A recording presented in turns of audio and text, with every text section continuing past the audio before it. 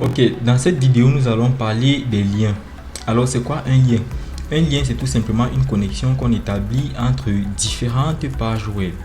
Alors, ça peut être des liens internes, c'est-à-dire des liens entre des pages web du même site, ou des liens externes, c'est-à-dire des liens entre des pages de sites différents. Par exemple, je vais quitter de mon site pour aller à Twitter, je vais quitter de mon site pour aller à Facebook. Ou encore, ça peut être des liens de type encre, qu'on verra à la fin. Alors, commençons par les liens internes. Pour spécifier un lien, qu'il soit interne, externe ou de type encre, on utilise la balise A. Tout ce qui change ici, c'est juste l'attribut href, hypertext reference, qui ici est un attribut qui spécifie la direction de la page, l'emplacement de la page vers laquelle on veut aller. C'est une balise double, c'est-à-dire à l'intérieur, on peut mettre quelque chose. Ce que l'on met à l'intérieur, c'est l'élément sur lequel on va cliquer pour changer de page, pour exécuter ce lien-ci. Ça pourrait être un texte, une image ou tout autre élément HTML.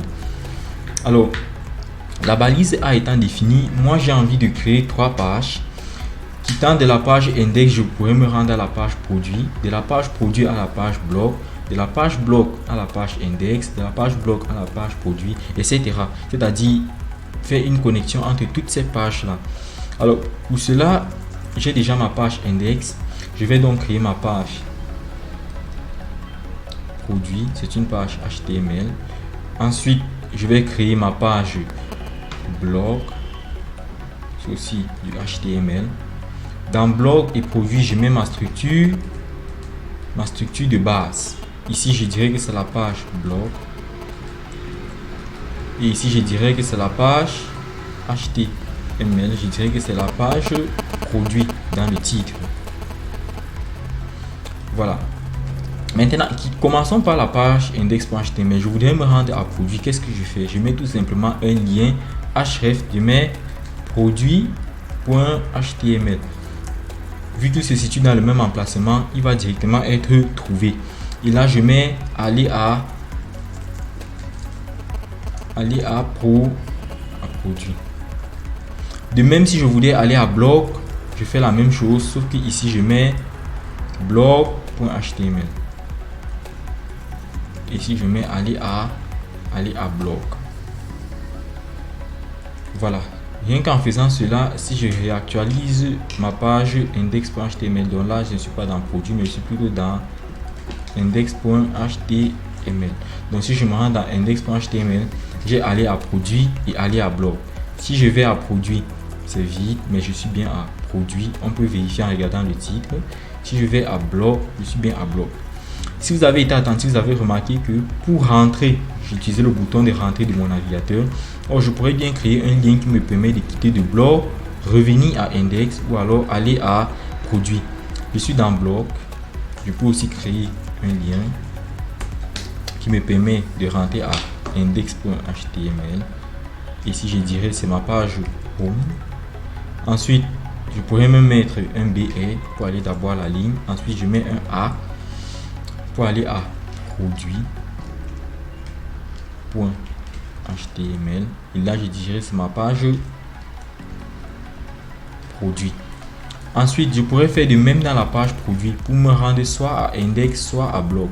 Donc, dans ma page produit, je fais ceci, soit à index, soit à blog. Alors ici, c'est blog. Si j'enregistre et que j'actualise, je suis bien dans ma page index, je peux aller à blog. Je suis dans blog, je peux revenir à home. Je peux aller à produit, de produit, je peux aller à blog, ainsi de suite. Là, j'ai donc fait des connexions entre des pages de mon site web. Ici, nous allons ajouter un BR déjà.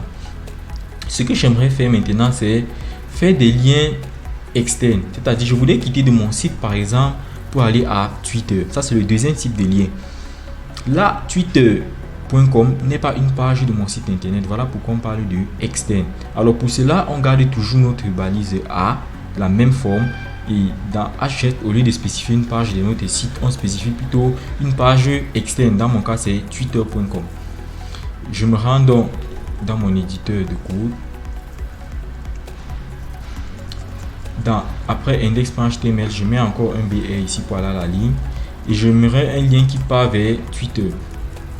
Alors, je mets A on va aller chercher l'adresse web de Twitter. Je peux taper là Twitter dans mon navigateur. Et ça, c'est l'adresse de Twitter. Je reviens là, je colle. Et ici, je dirais, c'est pour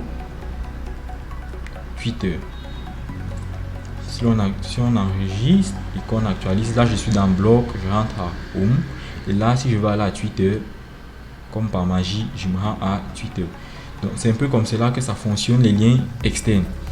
À côté de cela, on a une troisième partie. Il y a une troisième catégorie qu'on appelle les liens de type encre. Alors, les liens internes permettaient de faire des liaisons entre des pages du même site. Externes, des liaisons entre des pages de sites différents. Internes, ce sont des liaisons dans la même page. C'est-à-dire quoi? J'aimerais que lorsque je clique sur un élément, ça me renvoie à un autre endroit de ma page web, de la même page sans sortir.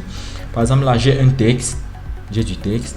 J'ai un contenu, j'ai encore du contenu dans ma page et j'ai un titre sur lequel je peux cliquer. Lorsque je cliquerai sur ce lien, voir mon texte, alors mon navigateur va traverser tout le contenu qui se situe ici et m'amener au niveau de P, au niveau de ce P-ci, en fait au niveau de cette div. Pourquoi au niveau de cette div? Parce que un lien de type encre ne prend pas une adresse en paramètre, mais prend plutôt un ID. Un ID ici, c'est l'identifiant unique qu'a un élément dans une page web. Alors, un élément ne peut qu'avoir un seul ID. En fait, un ID ne peut être utilisé qu'une seule fois dans une page web. Voilà pourquoi il va trouver exactement l'élément qui correspond. Dans mon cas, j'ai donné à cette div l'ID mon texte et j'ai demandé à ce lien de me mener à mon texte. Remarquez ici qu'il y a un dièse qui précède. C'est ce dièse qui permet de montrer à la balise A que ça c'est un lien de type encre.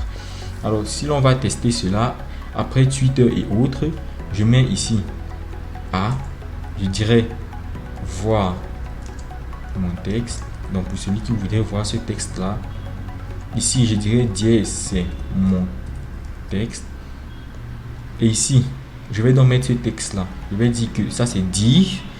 Pour donner un ID, vous pouvez juste taper dièse et vous mettez l'ID, mon texte. Vous utilisez donc comme cela les emit abbreviation pour vous simplifier la tâche. Là, je peux taper entrée et il comprend directement que je voulais un div ID mon texte. Là, à l'intérieur, je peux mettre n'importe quoi. Hein. Je peux mettre un P. J'utilise encore une emit abbreviation, lorem, pour me mettre un texte de 10 mots. Bon, on va dire 20 mots. Je me mets un texte de 20 mots. Cette fois-là, quand je cliquerai sur mon texte, ça m'amènera ici. Si j'enregistre et que j'actualise, j'ai bien mon texte et je vois mon texte. Quand je clique, là, on n'a pas l'impression que quelque chose s'est passé parce qu'il n'y a pas de scroll sur la page. Mais si l'on vient là, on intercale des éléments au milieu. Je mets div là. Je vais mettre un lorem de, disons, un lorem de 1000 mots, par exemple. C'est juste du remplissage. On verra donc si j'ai mis là un lorem de 1000 mots. Et quand je vais cliquer sur voir mon texte, je suis censé arriver à ce texte-ci et non celui-ci. Donc on est censé traverser toute la div qu'il y a ici au milieu et arriver à celle-ci. Celle-ci, on va mettre bonjour au départ pour pouvoir la différencier avec celle-ci. Alors, j'actualise mon navigateur. J'ai là 1000 mots. Si je clique sur voir mon texte, on a bien le scroll qui s'est passé et ça nous a révélé ici. Donc c'est un peu comme cela que cela fonctionne. C'est encore plus efficace si après ceci vous aviez encore du contenu. Alors on va voir là, on va l'encadrer de 2 textes de 1000 mots pour qu'on puisse bien comprendre ce qui se passe. J'actualise. Je ne sais pas où est mon texte, mais lorsque je clique sur voir mon texte, allez, il scrolle jusqu'à ce texte là. On voit bien qu'il est au milieu de la première div et de la deuxième div. Donc ceci permet de repérer notre élément qui a pour ID mon texte. Et c'est ainsi donc que on peut utiliser les liens. On a donc 3 types de liens qu'on peut utiliser selon les usages qu'on veut en faire.